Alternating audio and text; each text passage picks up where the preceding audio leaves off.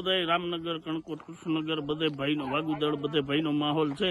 મજૂરને alert રહેવાનું બધાને કઈ જાણ કરી દીધી છે. કામ સિવાય કોઈ બહાર ન નીકળતા એવી બધી ચર્ચાઓ થઈ ગઈ છે. ગામમાં અત્યારે ખાસ કરીને શિયાળાનો પાક લેવાતો હોય ને દીપડો દેખા દેતો હોય ત્યારે ખેડૂતોમાં કેવો ભયનો માહોલ છે? ખેડૂતોમાં બહુ ભયનો માહોલ છે. વન વિભાગની ટીમ ગઈકાલના રોજ આવી હતી, તેમણે શું કામગીરી કરી? 3 દિવસીય વન વિભાગની ટીમ આટા મારે છે, પણ એ લોકો પૂરી મહેનત કરે છે, પણ ક્યાંય એ લોકોને સગવડ મળતા નથી. ગ્રામ લોકોને આપ શું કહેશો આ દીપડાની દેખાને લઈને? બધાને સાવચેતી રહેવા કાલ સાંજનું બધાને કહી દીધું છે. રામનગરમાં જ ખેડૂને વાડીએ જે પોતપોતાની વાડીના મજૂર હોય એ બધાને કહી દીધું છે કે હાથમાં લાકડી રાખવી, રાત હોય તો લાઇટ રાખવી, એમનેમ કામ સિવાય કોઈને બહાર નીકળવું નહીં.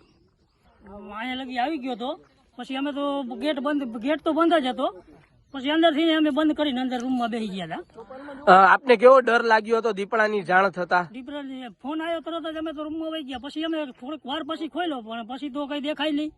પછી તો આગળ બધે જોયું આગલામાં એમ તો ખોલીને. આશરે કેટલા વાગ્યાની આસપાસ આ દીપડો દેખાયો હશે? 6:30 વાગ્યાની આડેગાળ.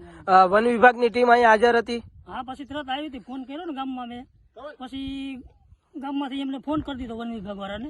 પછી એને બધી તપાસ કરી, ચેક કર્યું બધું, પણ ત્યારે તો કઈ દેખાય નહીં રાતે તો.